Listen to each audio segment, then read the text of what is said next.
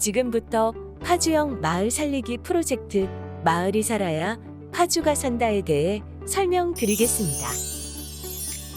먼저 추진 배경, 사업 개요, 추진 목표 및 전략을 살펴보고 성과와 의의 순으로 말씀드리겠습니다.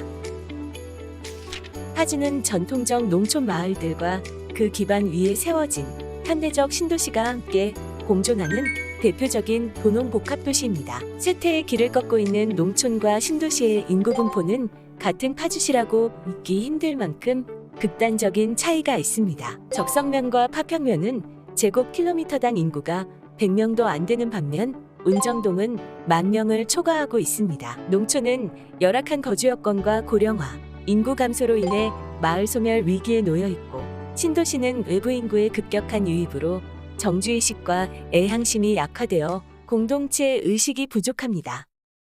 이것은 개별 마을의 문제이기도 하지만 파주시 전체, 나아가 대한민국의 문제이기도 합니다. 심각한 공동체 위기에 처한 파주시와 파주형 마을 살리기 사업의 전격적인 추진, 그 배경에 대한 최종환 파주시장의 설명입니다. 파주시는 48만 시민이 거주하는 도시와 농촌, 신도시와 자연물화, 자연과 사람이 조화롭게 공존하는 성장 발전하는 도시입니다.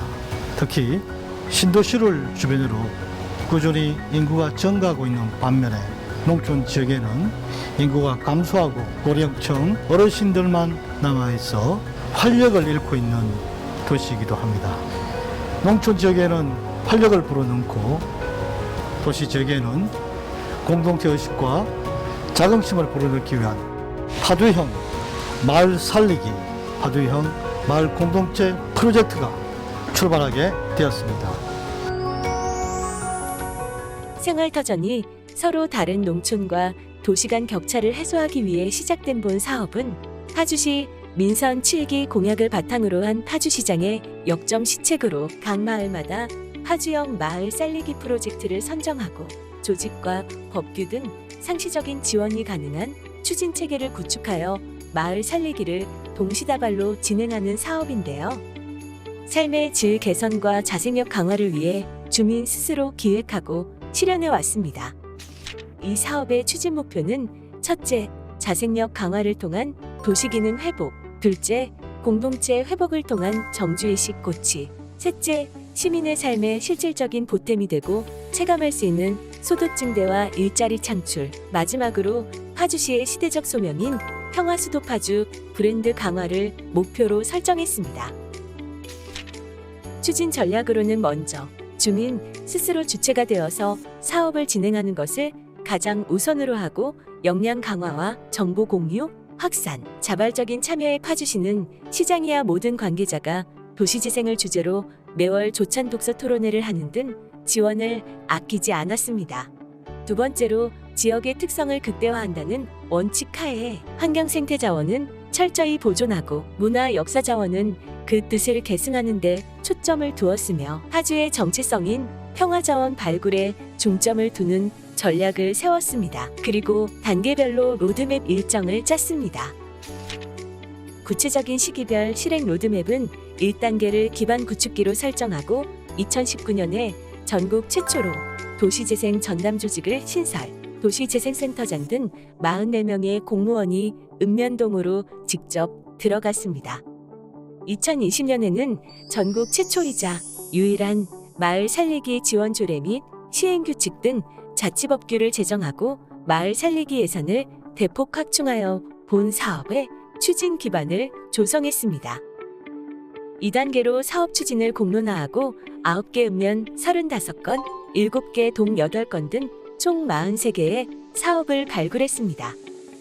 3단계에서는 주민 주도로 마을의 자생력을 강화하고 특성에 맞는 색깔 입히기를 동시다발로 추진하고, 마지막 4단계에서는 주민들이 성과를 체감할 수 있는 소득 증대, 일자리 창출 등의 역점을 두어 지속가능 사업으로 발전시키고 또 새로운 미래를 준비할 수 있도록 성과를 공유하게 설계하였습니다.